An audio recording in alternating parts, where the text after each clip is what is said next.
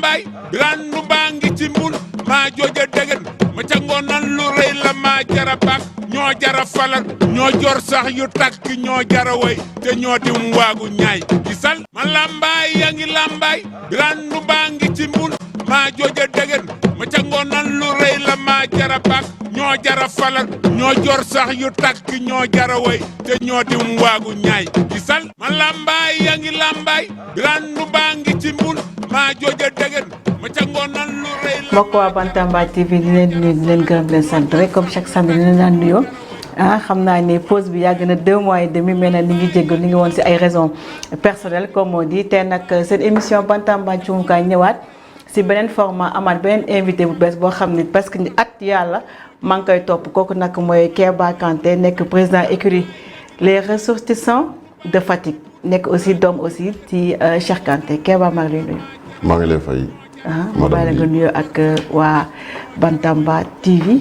maa ngi lay nuyu di nuyu ñi ñuy seetaan di nuyu waa Fatick bi ma jógee nii di nuyu waa Yoff fi ma dëkk di nuyu aussi waa Louga fi ma màggee yaroo fa di nuyu Sénégal gi yëpp di nuyu sama waa kër suma papa suma yaay sumay bàjjan sumay tante di nuyu sama famille yëpp di nuyu sama soxna ak sumay doom.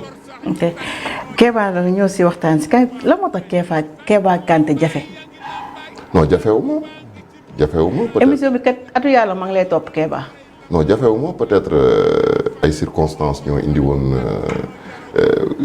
mënul woon gaaw a am parce que amoon na benn période ba nga xamante ni dama doon def observation comme li ngeen di wax en anglais break am na beneen période ba nga xamante ni aussi dañoo nekkoon ci pré-campagne après dugg ci campagne donc la plupart du temps Fatick laa ko doon def léegi nag bi nga xamante ni tey fi mu toll nii nekk nga fi ma nekk fi émission bi defe naa ni. tey nekk nga fi man kay tout le temps maa ngi fi. waaw mais man bon maanaam si waxin mooy apte nga apte na. ok donc on se retrouve. on se retrouve. ok Kéba pourquoi à chaque fois quand on dit Kéba Kanté ton nom fait allusion à ton père Cheikh Kanté. waaw mais c'est tout à fait normal. non c'est tout à fait normal. mën nañu wax Kéba Kanté sans pour autant dire Cheikh Kanté. mais c'est tout à fait normal personnalité politique la il est connu et man je ne suis pas venu dans ses valises yow su fekkee ne bon si domaine u làmb je veux dire bi may xam ci làmb xamuñu woon Cheikh Kanté oui ou non. non. ah non dama lay laaj parce que xam nga ko. donc mais léegi su ñu nee Kéba Kanté rek on dit Cheikh Kanté. et j'en suis fier xam nga lu tax am naa ay mag am naa ay mbokk am naa ñu bari suñu famille dafa yaatu mais su ma yàlla dimbalee ma topp ci ginnaawam nekk taalibeem ba nit ñi nangul ma suñu waxee turam wax ma suñu waxee sama tur wax ko ñaan gu nangu la. ok kon mën nañ jàpp ni su du woon Cheikh Kanté Kéba Kanté n'allait pas exister alors. mën nañ jàpp ni su dul woon Cheikh Kanté di Kéba Kanté ndax yow bi nga may xam xamoo Cheikh Kanté. Cheikh Kanté bu nekkee ministre si la ñëpp xam si la ñu woykat yi doon ko doon woy si la ñëpp xam. parce que il était dans l'ombre comme on dit. waaw d'accord man itam bi ma monde làmb di xam xamaguñu woon Cheikh Kanté. moo tax c'est ton père qui t'a fait. qui t'a mis au devant de la scène. ah mais j'en suis fier. et c'est lui qui t'a fait. j'en suis fier. et c'est lui qui t'a propulsé. j'en suis fier. ok est-ce que. et une question. ouais. am nga ay parents. évidemment tout le monde a comme des tout le parents. monde. ñu tette la fayal la jàng defal la li ñu la war a defal yaa ngi dégg kon par ricochet ñoom itam ñoo la jàppale ba nga agsi fii. ok oui ou non. bien sûr. ah mais c'est la même chose donc.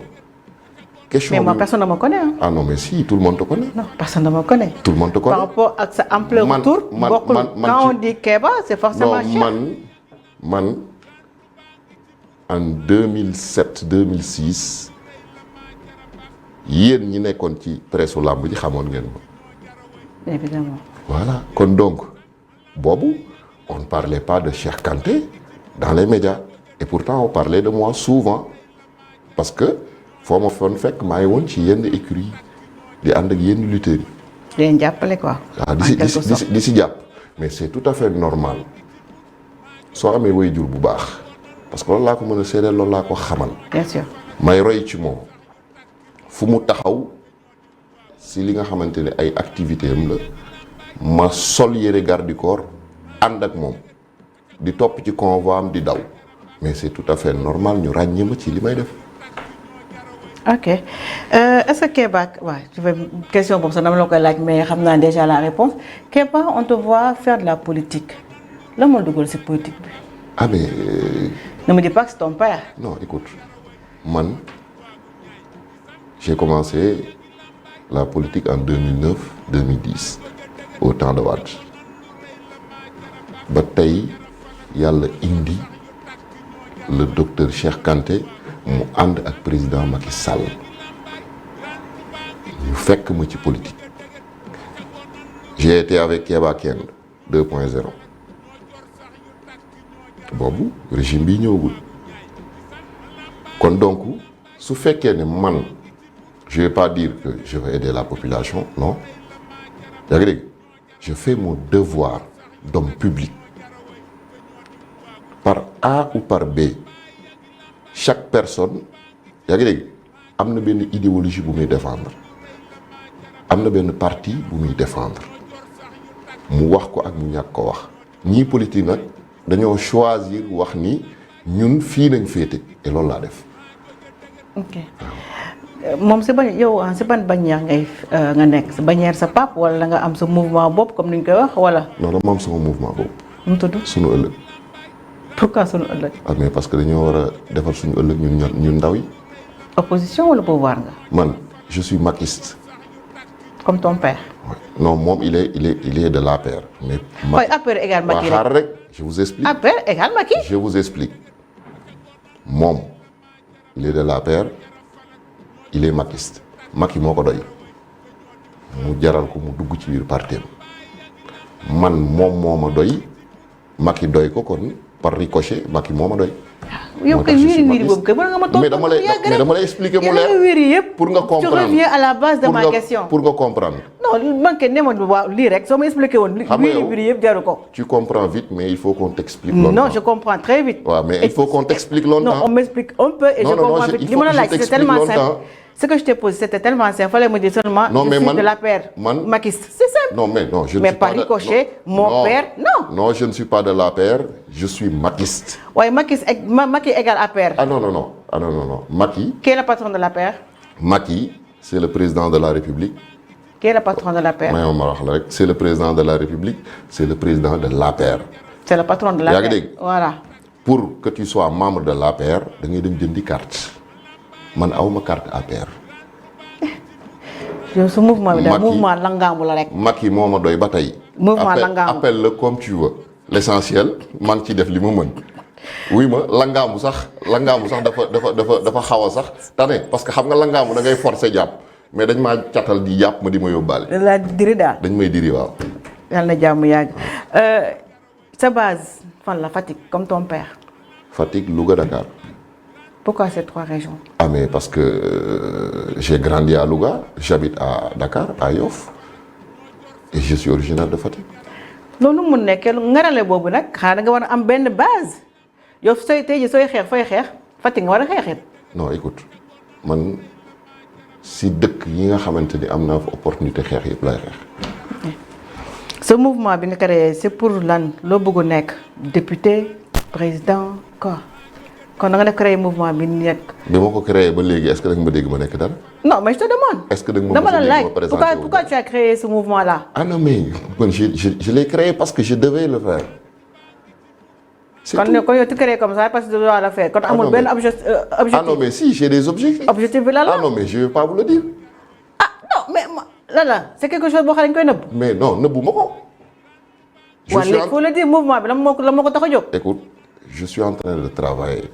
et j'évolue en coquille d'escargot mooy tàmbalee fii di def nii di liggéey man bokkuma ak homme politique yi nga xamante ni foo leen fekk ñoo ngi xëy suba ba jant soow di wax man xam nga lan laa gëm mooy gis nga politique il faut descendre sur le terrain dem ci sa base affective xool des solutions domaine bi nga xamante ni maa ngi fay yëngu muy la lutte ma di ci jéem a def ay progrès yaa ngi dégg ñëwuma tey nekk ci débat yi naan Macky def na diw def na Massamba def na Mademba def na man loolu intéressé wu ma xam la moo ma intéressé man li ma war a def ma di xëy suba teel di ko def keneen su defee devoir baax na su defut baax na looluy sama politique. ok nu jeexalee ci benn question yow ci wàllum politique lan mooy sa relation ak le ministre des sports actuel maire de Fatick évidemment.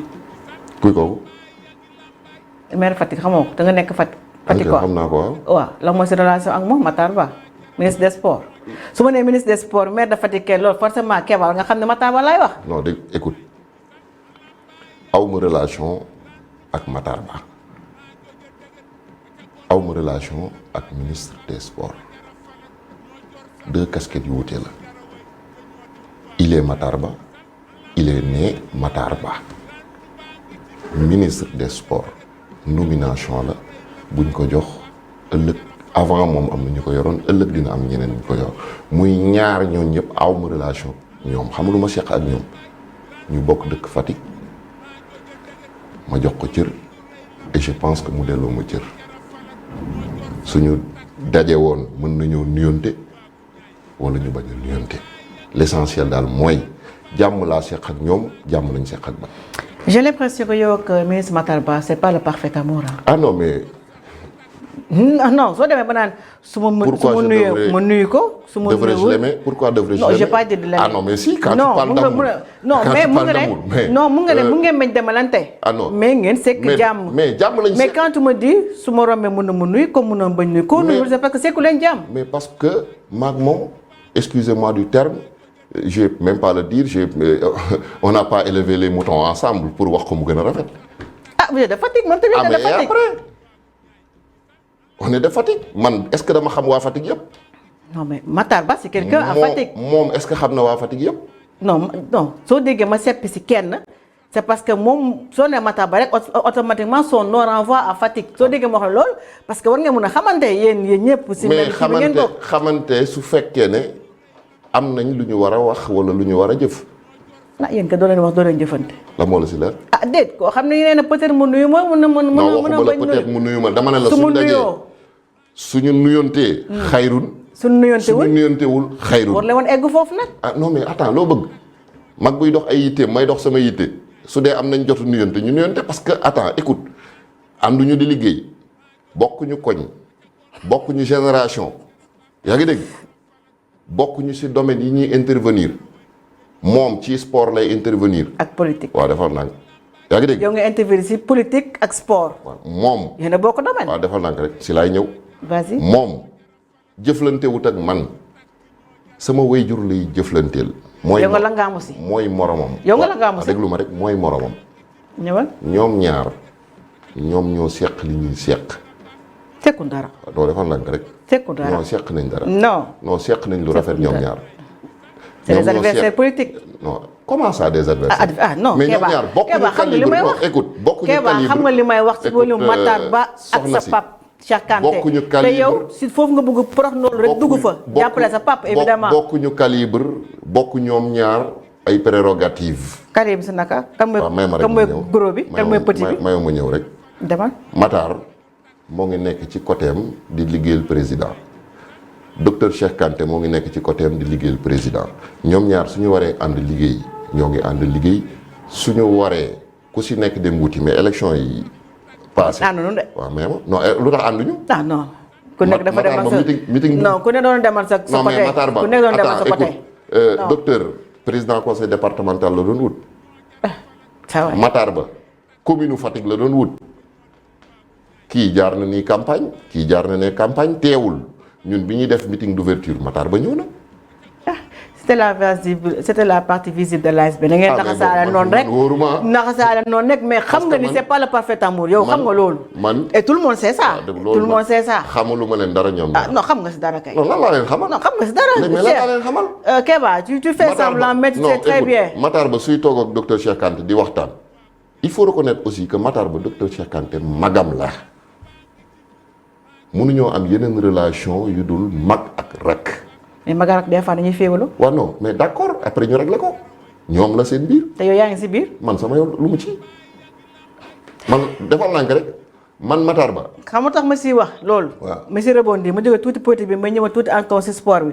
bu muy def rencontre yi bu muy def acteur de la lutte ak yooyu noonu. il a appelé tout le monde il t'a pas appelé et les gens ont dit wala boog yow tu es sorti pour dire non certaines personnes ont dit xëy na li nga koy clash moo tax il t'a pas appelé. mais c'est son problème.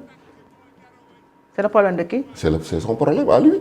lui qui. lui qui. moi je te parle de Matar Ba tu me dis lui tu peux même pas dire son nom. non da wax turam. non écoute man Matar Ba woo ma ak ñàkk ma woo amul benn incidence sur ma vie. si. ma ñëw rek. si. xam nga kan laa amal affaire. parce que yow tu étais là pour le CNG pour que CNG bi jóge fi institut tu as donné des solutions wax nga ay solutions wax nga yow say idée par rapport à la lutte. xam nga kan laa amal mais affaire pourquoi woowuñu la yow Matar Ba. et ça t'a fait mal. non mais jamais. si ça t'a fait mal. non mais xam nga yow tu les gens ont dit que faux pour avoir non écoute loin de là. man je te dis man j'ai été clair 20 jours avant la nomination j'ai été clair su dee nomination la bëgguma su dee élection la bëgg naa ma ne leen nomination il faut nga am ces 3 C la confiance la connaissance et la compétence j'ai la confiance yaa ngi dégg des acteurs de la lutte mais pour ñu démontrer ko il faut que ñu dem aux urnes j'ai la compétence parce que li may xam naa ko yaa ngi dégg j'ai la connaissance parce que yàgg naa ci làmb mais j'ai pas la confiance de l'autorité c'est aussi simple que bonjour. Tu n'as pas la confiance de l'autorité. De l'autorité. Pourquoi? Parce que je ne cherche pas à avoir sa confiance en réalité. Mais c'est toi, mais c'est le patron du sport sénégalais. Mais bataille. Yow nga bëgg diriger dara, nga ne tu n'as pas la confiance de l'autorité. Est-ce que loolu non c'est pas un peu? Écoute, bul inverser mes mots. Non, j'ai pas inversé. Je reviens. Non, j'ai pas inversé. Inversé wu ma say mots de. Je reviens. Si li nga wax rek loolu laa la tontu. Je reviens sur mes mots. Dama ne la moom peut-être amul confiance ci man. Pour me diriger kon léegi nga si peut-être bi. non mais déglu. Non, tu n'avais pas mis de peut-être. Ah non mais je vais même pas dire peut-être donc léegi dama ko doon rafetal léegi moom amul confiance ci man. léegi mais moom pourquoi tu veux pas dire son nom? Pourquoi tu dis pas Matar Ba? Écoute, parce que Matar Ba en personne ne m'intéresse pas. C'est le ministre des Sports qui m'intéresse. Mais le ministre des Sports c'est Matar Ba. Ah non mais c'est 2 casquettes yaa xam ne bokkuñu. Mais quand on dit Matar Ba, on parle forcément du ministre des Sports ou on parle du maire de Fatick. Man, je m'adresse au ministre des Sports, je m'adresse au maire de Fatick. Mais je ne m'adresse pas à lui. Ah. Fi mu nekk su fa jógee woon suba la ma doon wax démb ma war koo waxaat ka fa nekk dinaa ko wax. li ngay wax ni moo tax kenn du la woo. Ah mais garaawul. Est-ce que dafa ma teree dund. Est-ce que dafa tere dimanche su jotee ma dem làmb ja seetaani sama làmb correctement. Est-ce que dafa tere su ma xëyee suba teel dem liggéeyi est-ce que dafa tere su week-end jotee ma dem fora dem jaayi samay nag est-ce que dafa tere su ma àggee sama kër neex a faral siiñ ma sourire ma sama xol sedd non c'est vrai wàññiwuma dara absolument rien il faut qu'on se comprenne man duma genre nit yi nga xamante ni dañuy ñëw di négocier quelque chose pour avoir quelque chose je suis désolé bi may def combat pour CNG bi dama doon gëm li ma def et j'ai été clair devant tout le monde si le ministre des Sports a besoin de moi na ma woo moom ak les acteurs de la lutte lu ma wax day leer les résultats sont là. ministre la woon di nga ñëw. waa léegi su la woon audience est-ce bien sûr. ok bien sûr parce que domaine boobu dama ciy intervenir su si soxlaa sama xalaat woo ma dama koy wuyu au nom de quoi du ma ko wuyu man maay kan ba du ma ko wuyu. ok ni ñëw léegi si li nga xam ne moom mooy làmb ji parce que xam naa suñu wax si mbirum mu tudd sa Matar Ba ak yow ba xam naa dañu fi jógee damay ragal sax nga dóor ma sore nga ma mais damay ragal sax nga dóor ma benn arrêt mais lu tax ma lay dóor. ah parce que ni nga koy waxee da nga xaw a tàng quoi. da nga xaw a tàng non c'est-à-dire que j'ai l'impression da nga génn yow Matar Ba dafa mel suñu waxee Matar Ba rek c'est chaud. non mais attends mais au nom de quoi man ma war a mën a bañ Matar Ba. je n'ai pas dit que tu l'aimes pas. Ah non, si. Non, je n'ai pas dit ça. C'est chaud. Waxuma ne que tu l'aimes pas. Déglu. Non, yow dafa mel ni ngay waxee. Écoute. Tu parles avec le cœur. Écoute. Non, Écoute. non, il y a des mots qui Écoute. trompent pas. Am na wax yoo xam soo ko waxee. Écoute. T'as pas besoin de wax le pointer du doigt ne lii la. xam nga yow tu aimes bien Matar Ba. xamuloo ah si non, ah non mais yow ni nga def ba. Non, on parle sport. Ah non, c'est mais normalement. ni nga def Te soo gisee ma quand tu parles de Matar Ba, c'est écoute. normal parce que Écoute. vous savez que Xam nga, yéen ñaar c'est pas le parfait amour. non écoute bu ma jaxase C'est un combat entre toi moom ak son père yow doom gi ñoo bëgg si ñoo bëgg sot. écoute, loolu rek la Matar- da ngaa sot da ngay sotal sa papa instant bi nii. Matar Ba. Voilà. mook sama papa. yaa ngi dégg jamais au plus grand jamais mu am combat. combat la kay. yaa ngi dégg moom combat la waaw déglu ma rek man ak Matar Ba jamais au plus grand jamais mu am combat parce que dama sequt ak moom lu ñuy combat. moo la mën. yaa ngi dégg soo sequl combat sax da lay daan. loolu garaawul amul Moo la problème loolu garaawul amul problème. yaa ngi dégg su ma daanee war na moom maa mooy buur Fatick de. déglu ma rek Matar su ma mooy buur daanee Fatick. su ma daanee war na maa daan parce que yaa ngi dégg sama moromu way jur la respect laa ko mën a jox ak cër. yaa ngi may dégg je veux qu'on soit clair maag Matar Ba dañoo sequl lu ñuy xaritoowe sequñu lu ñuy xuloowe. mais mën na nekk nit na nekk sa morom papa sax après nga xayta moom ça veut rien l'âge ne compte pas. waaw déglu ma rek xam nga yow. L'âge ne compte pas. man duma ay ñoom Moustapha Guèye ñoom Lamine Golo maa ngi leen di nuyu au passage Lamine suma xarit la Moustapha aussi sama mag la bi ma nekkee xale mu ko doon yàgg topp di ko seetaani maa ngi ci profité di leen nuyu man duma ñooñu man mënoo maa wax loolu lu ma wax. ah wax nga fi de. Matar Ba. wax nga fi de. jàmm laa seq ak moom jàmm lañ mën a seq. yaa ngi dégg mu reprendre la bokk ñu koñ bu sama rival sequma ak moom. bokk leen classe mais école ngeen bokk. yaa ngi dégg sequma ak non moom c'est le puma du Sine loolu la ñu wax man je suis le lion du Sine àll bee ñu boole. puma mu gën a ay. yaa ngi dégg garaawul ba tey na ko gën a ay man li ma doon laa xam àll moo ñu boole des fois nag mën nañoo bokk li ñuy rëbb. mu daan la. yaa ngi dégg loolu. saa yoo na bokk li ngeen rëbb rek. mu daan la waaw d'accord loolu yàllaa si xam dara man xam nga man mënoo maa wax loo lu ma wax en tout cas c'est un Faticois buy jéem li mu mën ci Fatick. su mënee waa Fatick xam nañ su mënul waa Fatick xam nañ loolu du sama domaine l'essentiel mairie lañ ko dénk ñoo ngi koy ñaax pour mu gën see góorgóorlu docteur Cheikh Kanté département bi nañ ko dénk ñoo ngi koy ñaax mu gën see góorgóorlu. ok yaa ngi dégg foofu laa mën a yem ak ñoom. leer na. léegi nag. pareegul de. léegi nag waaw. ñoom ñaar ñooy ay naataangoo kii magu Matar la muy docteur Cheikh Kanté président moo leen yilif mu neex leen mu naqari leen ils sont appelés à travailler ensemble waaw wala déet parce que ñoom ñaar amut kenn ku ci am ay couleur boppam ñoom ñëpp couleur APR lañ man nag loolu boolewuma ak ñoom man Matar Ba lenn moo ma mën a booleeg moom muy Macky Sall président Macky Sall docteur Cheikh Kanté li ma booleeg moom mooy sama sëriñ la sama waajur la sama idole la yaa ngi dégg te moom moo ma doy moom Macky Sall doy ko man yaa ngi may dégg Macky doy ma le président Macky je m'excuse yaa ngi dégg kon comme li ma waxoon sànq nga di ko bañ par ricochet. bañu ma dara. par ricochet instant bi léegi yaay wax dama lay bàyyi rek ngay wax. par ricochet. lu musul def dama la jàpp nit ñi rek di dagg. par mais yow dama lay bàyyi rek nga ricochet man doo ma dagg. waaw moo tax ma demoon xam nga doo ma dagg. xam nga instant bi yaa ngi campagne. man non campagne instant bi xam naa pour yow yaa ngi sa ay kanam militant di mais wax campagne lan lay campagne. non xam yaa ngi wax rek yaa ngi ku nekk say militant yaa ngi wax sànq ba tey lan lay ma bàyyi la nga wax rek. da nga maa dégg ma ne voté leen diw wala voté leen diw. sànq ba yaa ngi wax rek doo may sax ma dugal question. mais yow yaa ma leer non yow yaa ñëw di ma jéem a waaxu xam nga ku ne la man je suis un lion mooy man soo ma oqee ma xuri la bi ñuy commencé laa ne la man bokk ma ak invité yi nga doon am di jéem a dox seen kaw di dox seen mayen man ji koy mbër laa yor. ma ngay waxanteel de. yow soo amee jikko yu mbër ma nekk mbër ba pare nga naa am jikko yu mbër. yow nga nekk jikko yu mbër xam yow jikko mbër nga am. waaw man nag dama di mbër. kan mais yow doo mbër. d'accord amul problème. Kéba yow mbërëntaan nga. du ma la tontu Kéba xam nga soo amee invité da nga koy teral da nga koy dalal instant bi dama la dalal moo tax donc du ma dugg si sa provocation en tout yooyu. cas café gu saf suukar ngeen ma jox. ah man nag dama nekkuma amateuru café c'est normal donc café bu mag maa ko defar waaye nag du ma amateuru café. ak tuuti ndox. Kéba ni ñëw si wàllu làmb ji Kéba da nga créé écurie. créé wu ma écurie. da nga nekk président wu. écurie mais yow yaa lancé idée boobu. non lancé wu ma ko. ok expliquez ma kon. voilà.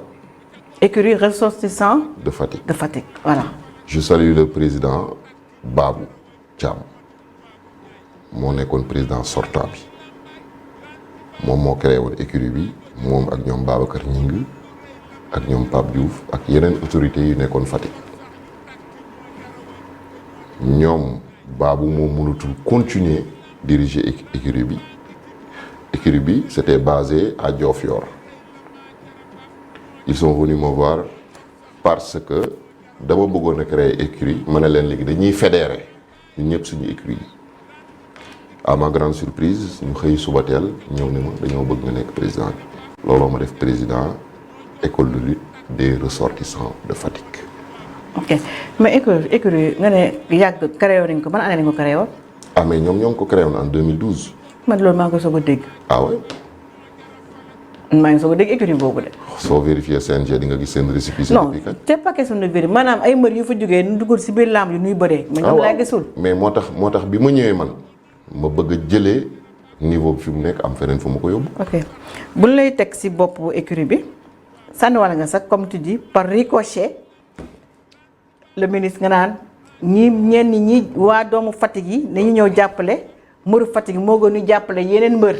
waaw mais loolu sama papa ngi ci biir sama papa bi ma jur moo ngi ci biir.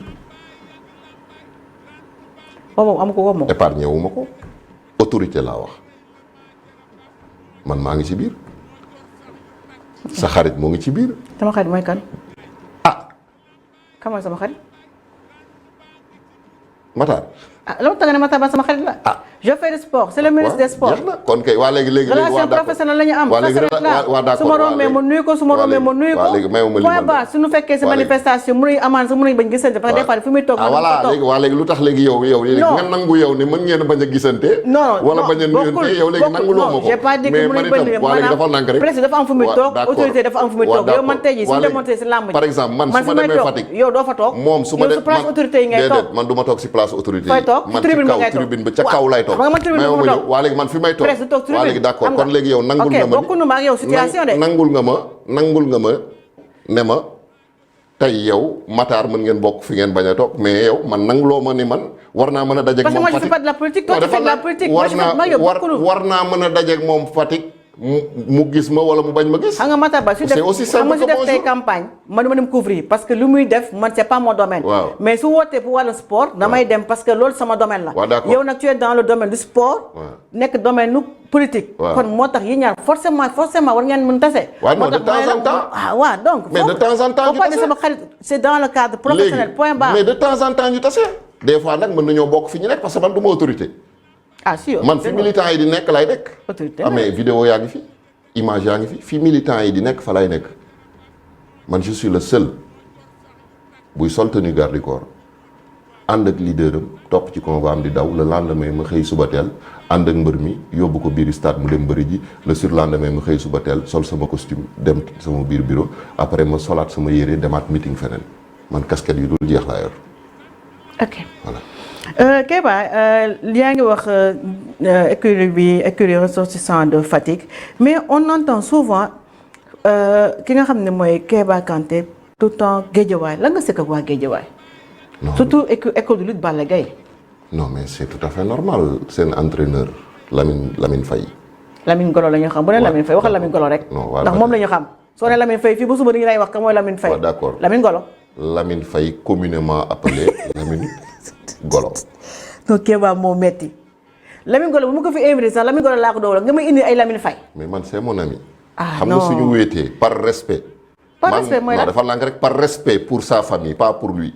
parce que maa ngi moom seq nañ ko mais pour sa famille balaa may wax Lamine Golo bi dinaa wax Lamine Faye pour nit ñi xam ne. mais Ndeye Mbile gi si boppam. mooy wooyee boppam Lamine Golo. yow nga bëgg indi fii naan par respect. wooyewul boppam Lamine Golo. mais ñëpp su nga wooyee Lamine Golo day wuyu. defal naa ko rek ndax tey. ñaari jabaram sax est-ce que ko wooyee Lamine Golo. wóoruma de xamaluma dara jàmm laa seex ak ñoom maa ngi leen di nuyu ñaari jabaram yëpp jàmm laa seex ak ñoom man daal xaw ma Lamine Golo même si xaw na niro Golo tuuti mais xaw ma Lamine Golo man Lamine Faye laa xam.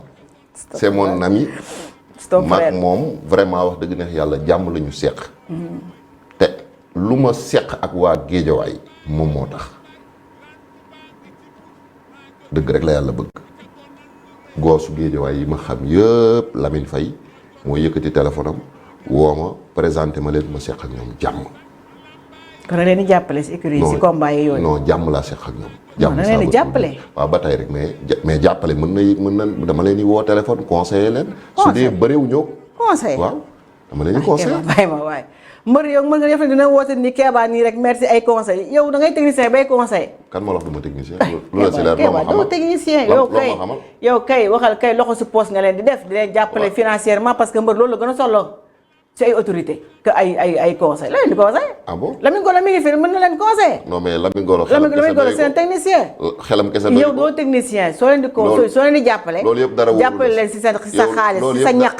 mais pas ay yooyu mais loolu la. mais man conseil laa am su ma leen mënta conseil si làmb ma conseil leen ci àdduna. kon yow doo leen jàppale financièrement. non loolu moom du ma ci débat.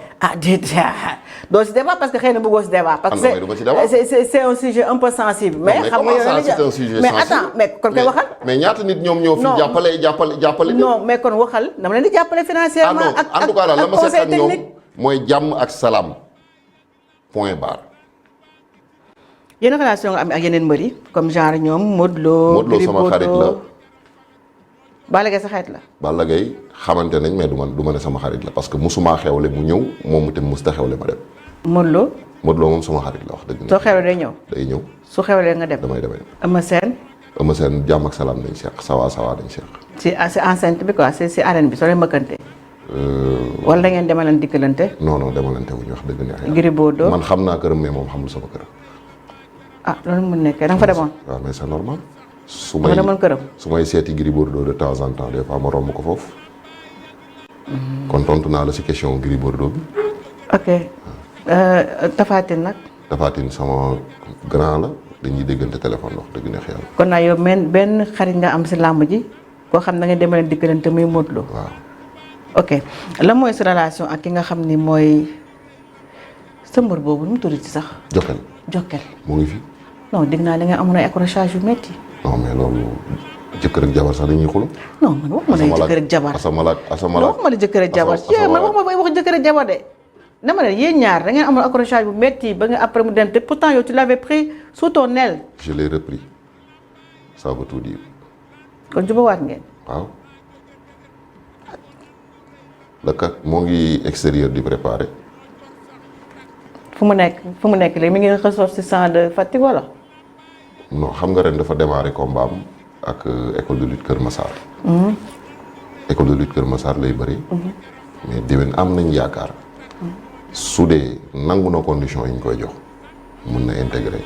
une condition par exemple. ah non il faut qu'il soit discipliné. il n'est pas discipliné. ah non su ma nee il faut qu'il soit discipliné respecter ses entraînements yaa ngi dégg nangu surtout sur tous les plans mën na ñëw parce que il a le choix maag moom suñuy relation du affaire école de lutte. Jokkel suma rakk la suma doom la su nekkee école de lutte ressortissant de Fatick dama koy jàppale su fa nekkul dama koy jàppale mais son devoir moom mooy mu ñëw foofu parce que il est de Fatick précisément de Toucar. ok mais yaa ngi wax léegi sa rakk la sa xarit la danga koy jàppale mais seen xuloo bi tàngoon na de déggoon naa sax wóoruma nag da nga doon wut ay sëñ pour nu koy daan. ndax yow soo mari nit moom ci rancunier. doo baal. sëriñ kon xanaa kon loolu man moo wutal ko mu daan am na ay combat yu ma. non mais non temps yooyu c'était le parfait amour. ah bon mais bi nga amee séparation tu priais à chaque fois que muy daanu. ah non kon de am naa jot. moom loolu de du ko wax yéen a koy wax mais loolu du ko wax. même bi Jokkel may ma rek ma pour wax muy la daanu ba am ay défaite. Jokal benn combat la bëre fekk ñu nekk maak moom ci problème muy digganteem ak Mama Lamine et j'étais le parrain.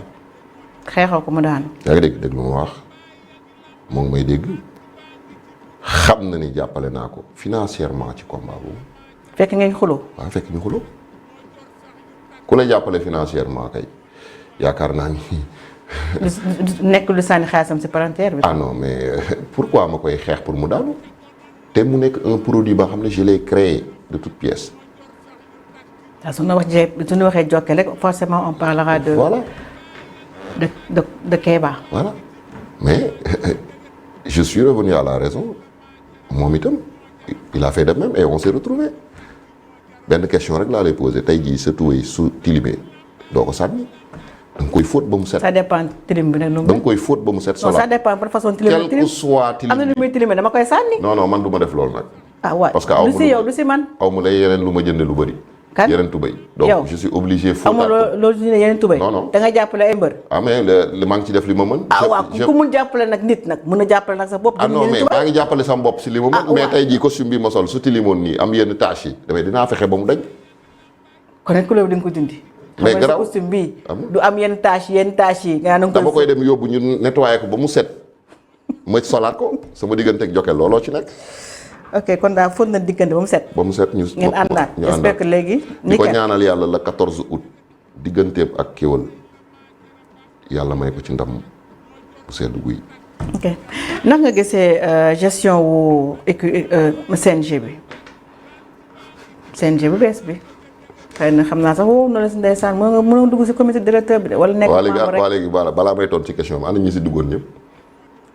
yow ma lay laaj nga di ma laaj. ah mais dama lay laaj. loo may laajee. du man may laaj journaliste nga. non man may laaj fii. waaw d'accord mais man dama lay tontu nga gisee gestion mais nit ñaa ngi fa. mais ñëpp nga fa. balaa ma lay tontu balaa ma lay tontu ñëpp wax ma kan moo génn. balaa ma lay tontu kan moo génn balaa ma lay tontu. waaw. ñi ñu nommé yëpp ana ñu. ñëpp ngi foofu. ah bon. ah ana géotechnique. mi ngi fa. ana Pa Abdou Fall. mi ngi fa. ana ñeneen ak ñeneen ak ñeneen. ñaar rek doo lim ñett de. 26 nañ. ñaata génn ñaar. non ëpp na. limal yow yaa mais wuy ma laajte leen ñoom ñëpp kan moo ciy dem réunion duñ dem réunion nee nañ gëj nañ fa ban 1900 kon kay ñoom dañ leen doon sagal rek dañ leen doon décorer rek. décorer sa lu leen décorer. dañ leen ñoom doon na am seen activité bopp nga ne leen di décorer ay sagal. man maa ngi nii am naa samay activité te teewut maa ngi war a wax li ma wax. si la ma ko yow moom CNG bi moom tant que le boss est là moom ci doo dugg foofu. waaye hoo le boss wuy ma le boss. CNG bi moom def ko de sa laaxu ngent rek. waaw tant que le boss est là. ndokk Kéba ne sera jamais là. ndokk du la woo. waaye tant que Dieu est là. Kéba va exister. comme tout le monde. voilà comme tout le monde. waaw léegi tontu ma si li ma laaj comment tu vois gestion wu CNG équipe bu bees bi. ah mais écoute. xam comme yow xeex nga président ancien président la. non bul dugg sama Alioune Sarr ba mu dem. te maa en ngi koy pourtant il est de Fatick yow gis nga yow nag tu deviens critique ah. maa ngi koy nuyu toi ton cas devient critique yow waa Fatick yéen nga bëgg a dégg. déglu ma rek Matar Ba. non Alioune Sarr na nga kaa topp xam naa dinañ la man gosse bii. Alioune Sarr sama maam la. sa maam la nga def ko li nga ko def. noonu laa ko def. chaque jour nga topp ko nii. waaw waxal sa àqulaay taala mos ngaa dégg ma manqué ko respect. non mais wax yi noonu wax dama la laaj. mais sorti yi noo def. waaw wax ma rek c'est des sorti yoo xam ne yu virulent nga doon def. ma ne ku ci génne. foo xam ne sa maam la. fu ma mës a manqué de respect. waxuma la Alioune Sarr mais à une personne si interview. man je te parle de Alioune Sarr CNG bi na nga leen clashé. mais yow. non mais c'est pas Sénégalais ils sont pas démocrates. gis nga la démocratie ce n'est pas d'aller épisodiquement dans une urne pour y mettre un bulletin. lii ñuy wax nii rek démocratie la. non dafa nag voilà. léegi ce qu'on est en train de faire là c'est de la démocratie. tu as ton avis man j'ai mon avis on partage. non yow partage. non si je partage. Kéba saa yoo yeewoo suba teel yaa ngi woon si président Alioune Sarr chaque jour Alioune Sarr est-ce que loolu sax Matar Ba sax bokk na si mu ne xaaral góos bi fu mu teg gémmiñ bi xaaral mu ne ko Alioune Sarr dama nga toog nga noppalu indiwaat beneen équipe. équipe bi ñëw tamit. yaa ngi commencé waat encore di clash. wax ma ñanoo génn ñëpp dem nañu ñëpp ainsi de suite. en tout cas kon félicitations. Kéba yow quand est-ce que tu seras content. félicitations à Kéba su dee man maa tax Matar Ba ne Alioune Sarr demal toog. non ma ne félicitations kon na ma monde lamb yëpp applaudir xam nga lu tax. waxuma yaa tax mu dem de waxuma j'ai pas dit ça dama ne yaa ko wax te yaa ngi may soog a jox révélation de taille kon grand bi daf maa ragal kon. je t'ai pas fait une révélation dama ne saa yoo yeewoon nga topp si ginnaaw Alioune Sarr di wax. grand Matar grand man xam naa ni génn naa mais jarul nga may ragal quoi grand bu ma ragal grand am problème man sama mag nga jarul nga may ragal. j'ai pas dit ça j'ai pas dit dama ne la. saa yoo yeewoo nga topp si Alioune Sarr président Alioune Sarr di si wax Matar Ba mu ne xaaral góor na gémmiñ bi xam ne Alioune Sarr dama nga. waaw mais kon daf maa ragal. sama làmmiñ la ragal kon. moo tax mu bëgg yow ngay lion moom muy piment. waaw d'accord mais est-ce que piment li ma jaaxal mooy amul si àll Fatick bi. xam nga yaa ngi sànni clash. waaye léegi yow est-ce que mën nga ma tontu man si ni ma la laaj sànq ba léegi. mais loo ma laaj maa ngi si ñëw. équipe CNG bi boobu ba léegi naka nga gis seen gestion nga naan ma diw génn diw gëm naka nga gisee CNG bi seen équipe bi dans si benn si seen gestion noonu laa la waxee sànq ba léegi. une réponse bref nga bëgg. xaw ma noo may répondre du tontu ma rek. ko fuuf ko farine. ah. kon na nga ne président Alioune Sarr ak Bira c'est même chose. ah non benn lañ à part que Bira. yow équipe Alioune Sarr bi kenn nekku fa di. waaw déglu ma rek ah non mais. y a personne Alioune Sarr dafa demandé ak équipe am ñii c'est une nouvelle équipe nommée. nommée par Matar Ba. waaw léegi limal ma leen. Alioune Sarr. équipe am. moom moo tànn ay nitam. waaw limal ma leen ñu travailler. limal ma leen. toog ma leen mais bëri nañu dama daan nekk fi di lim xaaral sama temps bi jeex. waaw limal man j'ai 45 minutes d'émission man ma nekk di lim. limal ma. ñëpp nga fa. Maysa nga fa. waaw fu mu jógee tegal foofu sa baaraam. Thiès. fan waaw. Thiès dugg Maysa Ndiaye. pro kan la woon. non mu nekk mu ay pro. man pro kan la woon non mais non xam nga c'est-à-dire que débat. la mooy pro. nga defal naa fi nga am ay pro waaw defal naa rek léegi moom fan la doon. ils ont travaillé avec Alioune Sarr. c'est normal voilà non mais attends c'est des présidents de CRG. non tu t'es répondu. non tu t'es répondu. c'est des présidents de CRG. tu t'es répondu président de CRG seen chef mooy le CNG. écoute c'est normal que ñu am ay accointances ak ñi nga xam ne mooy président CRG yi c'est normal. je vais même pas vous tutoyer dama lay vous voyer. ah yow tutoyer rek. yaa ngi dégg benn cër. waaw d'accord léegi écoute léegi nañ tempérer tuuti. non mais attends. waaw léegi nañ wax. waxal vas-y. du yow reconnaître nga ni ñoom ñoo ngi doon liggéey ak Alioune Sarr. liggéeyuñu ak Alioune Sarr c'est des présidents du CRG présidents du CRG forcément ils doivent travailler ak waa CNG parce que ñoom ñoo seen chef. léegi dama lay renvoyer. loolu laa la wax. léegi dama lay renvoyer. mais tey suñu defoon élection tey ñu teggi ko fa. waaw léegi dama lay renvoyer. alors. mais voilà léegi la solution yaa ngi koy soog a wax. non mais nañ def élection nu nommé ko mais attends mais xam nga président CRG kenn ko élire dañ koy nommé du nekkul par urne. waaw jeex na léegi nag foofu laay bëgg a ñëw le débat vient d'être intéressant xam nga lu tax man ma philosophie mooy gis nga Bira mook Alioune Sarr caractère yaa ngi dégg ak kanam moo leen wutale ils ont à peu près la même manière de gérer. ah oui. yow duggoo biir CNG.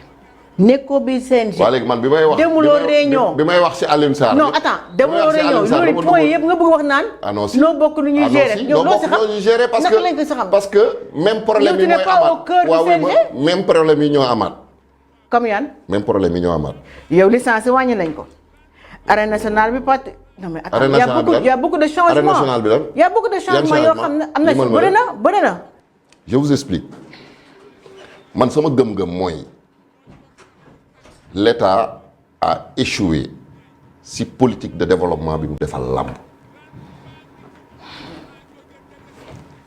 du Alioune Sarr du Bira Sène du Kéba en tant que tel ñoom ñoo mën a régler problème mu làmb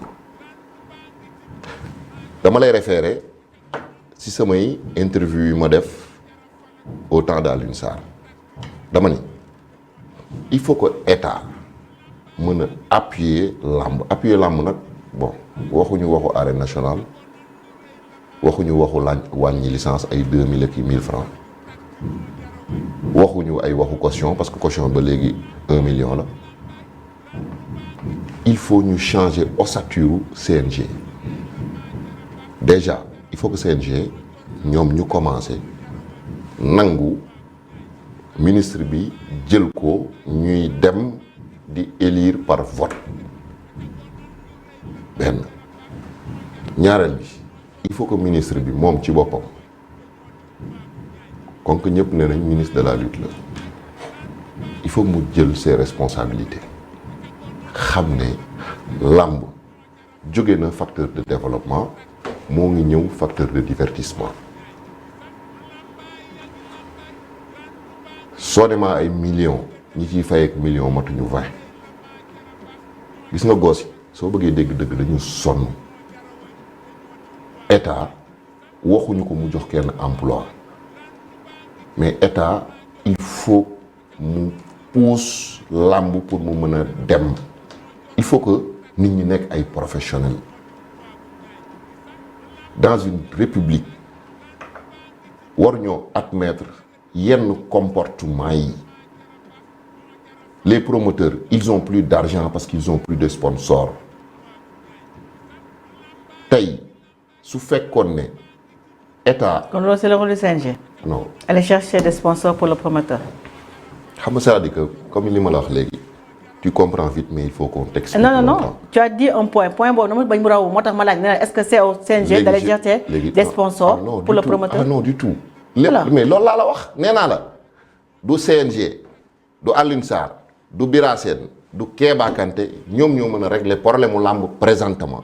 mais ñu ko régler ni. waaw mais ma yenn promoteurs yi amatuñu xaalis parce que amatuñu sponsor état li mu war a def mooy subventionner la lutte te pour mu subventionner la lutte. au privé.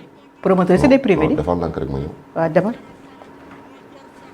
pour mu subventionner la lutte il faut que ñu organiser d'abord le CNG comité national de gestion bi ñu def nañ ko dindi teg ko fële. def fa lan fédération. teewut privé yi ba léegi ñoom dañuy continuer di tëgg. ok. ñaareel bi mooy le président su fekkee ne bëgg na jàppale cette jeunesse na woo le ministre des sports. woo le président du CNG Bira Sène ñu xool ban système de financement lañ mën a octroyer les promoteurs ñu di ko fay par organisation et par journée benn ñaareel bi il faut mayoo ma terminer. man kay laajuma tam mayu la déglu instant bi nii. que CNG am les moyens pour organiser tey des championnats au niveau national. c'est-à-dire il faut mu am dëkk ni ñuy defee drapeau chef de l'État nañ ko organiser noonu dëkk bu nekk am équipe en lutte que ça soit en lutte simple que ça soit en lutte avec frappe que ça soit en lutte olympique qu'on organise ces tournois gis nga làmb nit ñi dañ koo bëgg a jël def ko fooyukaay te làmb du fooyukaay. làmb kay foo la. non du fo. foo la kay. foo ba nga xamante ni. jongante lan la waaw may ma ñëw. sport la te mooy jongante. waaw may ma rek. woykat bi waxoon na ko. jongante foo ak reen. non dañuy foo pour verdict bi.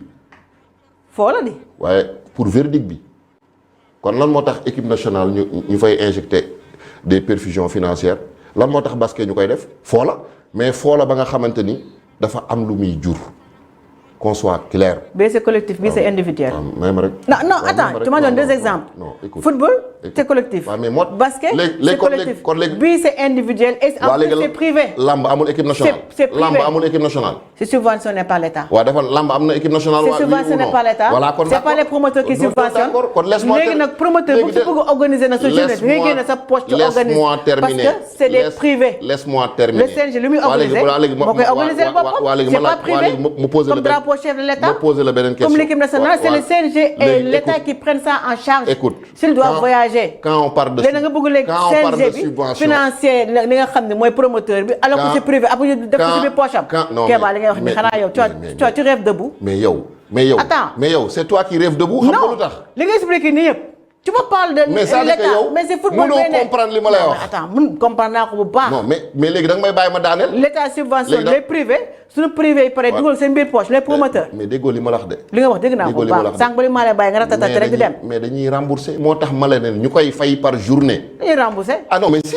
kon ñoom seen bénéfice nag su fekkee les entraîneurs dina indi ay bénéfices nag comment ils vont faire pour rembourser. léegi bi may démarrer lan laa la wax. est-ce que état dafa banque la boo xam dafa ñëw di leen abal. il faut que état. c'est à eux d'aller chercher des sponsors pour leur journée. il faut que état Kéba arrête. il faut que état sauver cette jeunesse comment ils peuvent waa léegi yéen presse bi yéen da ngeen di jot subvention waa léegi état naka la mën a sauver jeunesse kon si lamb lay sauver jeunesse léegi presse bi da ngeen di jot subvention waa wala déet man léegi si je t'entends bien kon l'état doit sauver la jeunesse si lamb ji.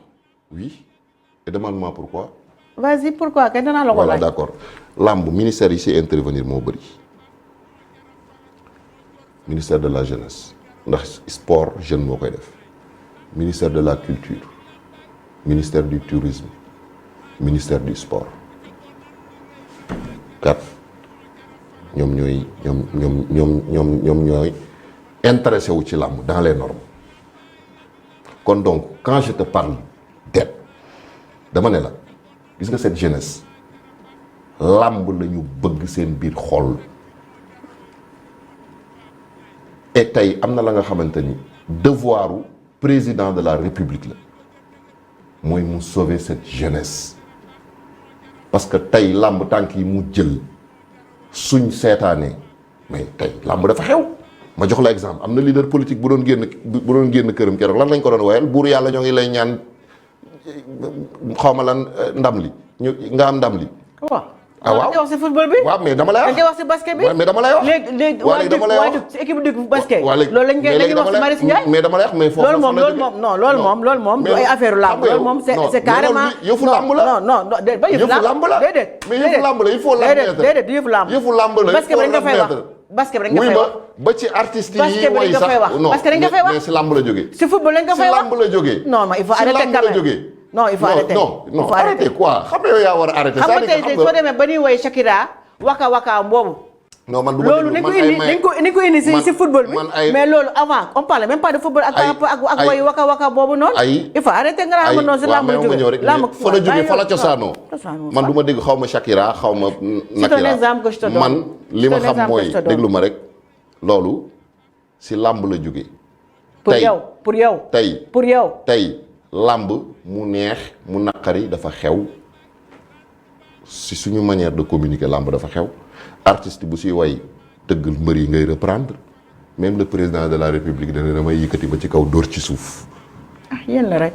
ba tey rek ñun te yàlla na yàgg yëkkati di dóor ci suuf yaa ngi dégg li ma bëgg mu leer mooy gis nga buñ ñu divertir tey état lan mooy rôle am mooy jàppale doomi aadama yi état tey suñu demee ba làmb am crise waxuñu ko forcément daf ñu ko war a def dañu ne mu jàppale làmb ñu xool promoteurs yi nga xamante ni sont crédibles ñu réorganiser wu état nu mais tey bi ñu duggee ci Covid bi secteur yëpp jot subvention ay milliards làmb mënu ci am parce que organisation ba la tey pour làmb mën a fonctionner normalement promoteurs yi ñu mën leen a jàppale xale yi arrêté di bëri ci ay blogu billet CNG mën a ñëw taxaw carrément imposer ces lois et règlements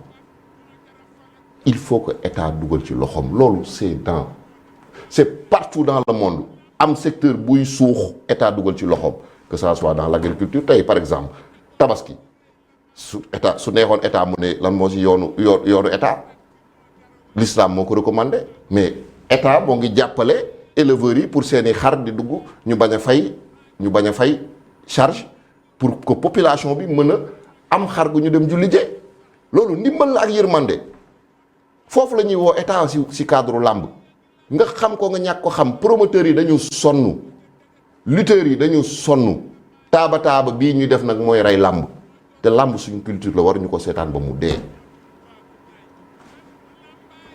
Kéba Kanté tàggool. non man pare gu ma ci émission bi de. Kéba Kanté émission man maay diriger. Kéba Kanté tàggool non man tàggoowu ma de man ñibbiwu ma. yaa ma woo fii kay dañ waxtaan.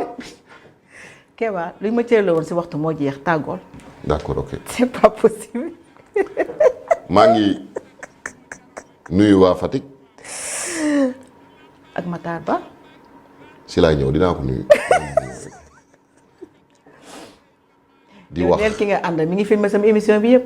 autorité yi non ay photo rek lay jël. autorité yi mi ngi filmé maa ngi sentir mi ngi filmé dégg nga. Ado. xaar ma commencé nuyoo bi si yow Adama Diouf bu Nduk waa Nduk Adama mu ngi leen di nuyu yéen ñëpp donc balaa may tëj li ma wax dafa am importance si man. tëjal de. Adama may tëj.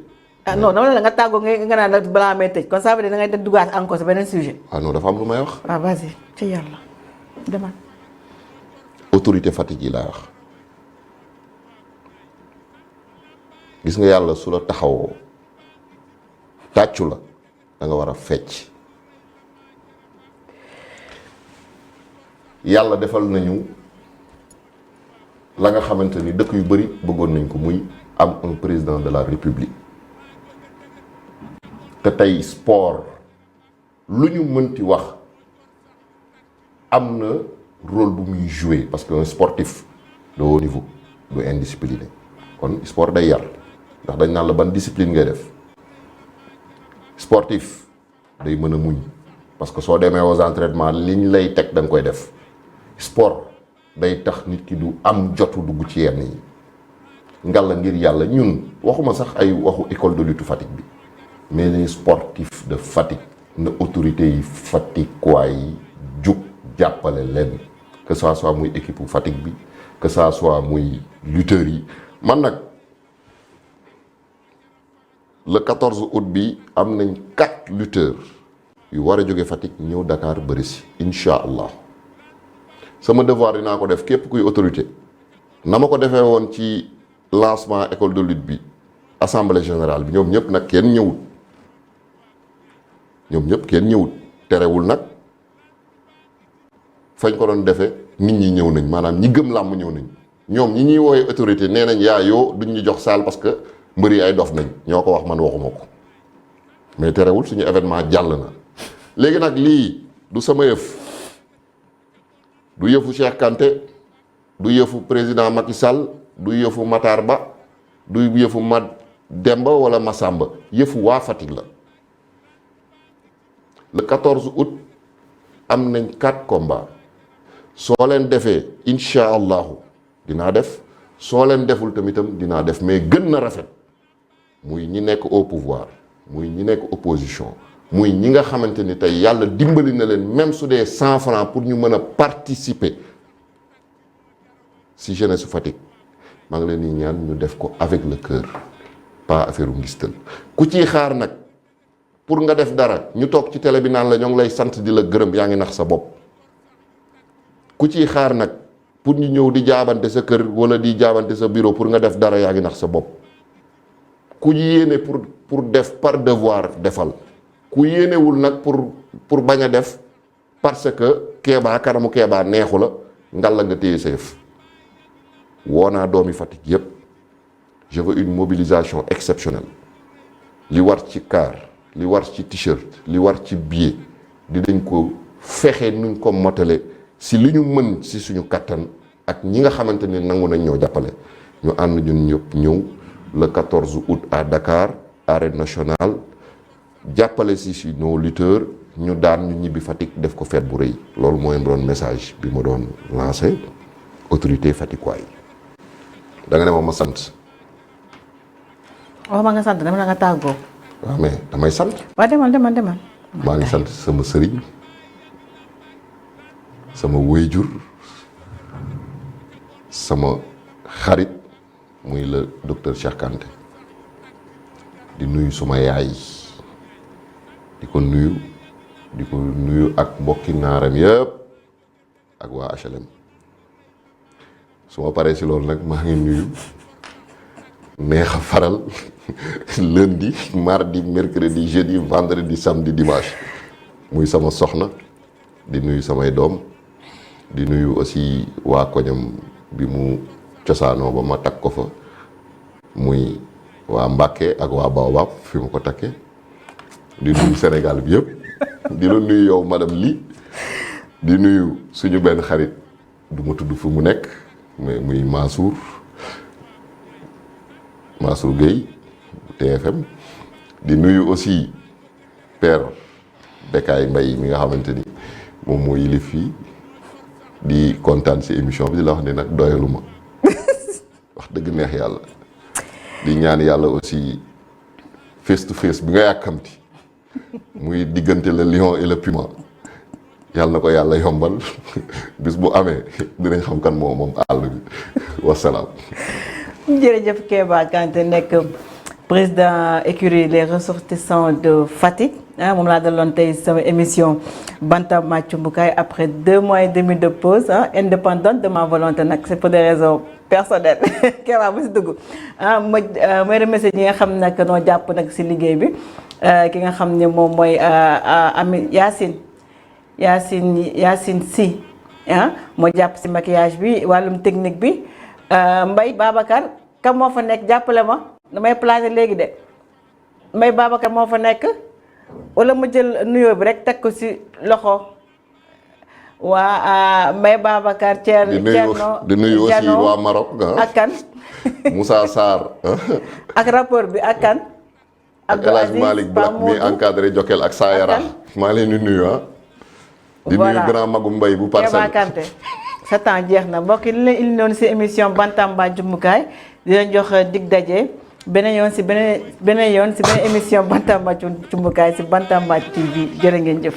baa ngi ci mbul maa jooja degen ma ca ngoonan lu rëy la maa jara baax ñoo jara falal ñoo jor sax yu takk ñoo jara way te ñoo dim waagu ñaay gisal ma lambaay yaa ngi lambaay randu baa ngi ci mbul maa jooja degen ma ca ngoonan lu rëy la maa jara baax ñoo jara falal ñoo jor sax yu takk ñoo jara way te ñoo dim waagu ñaay gisal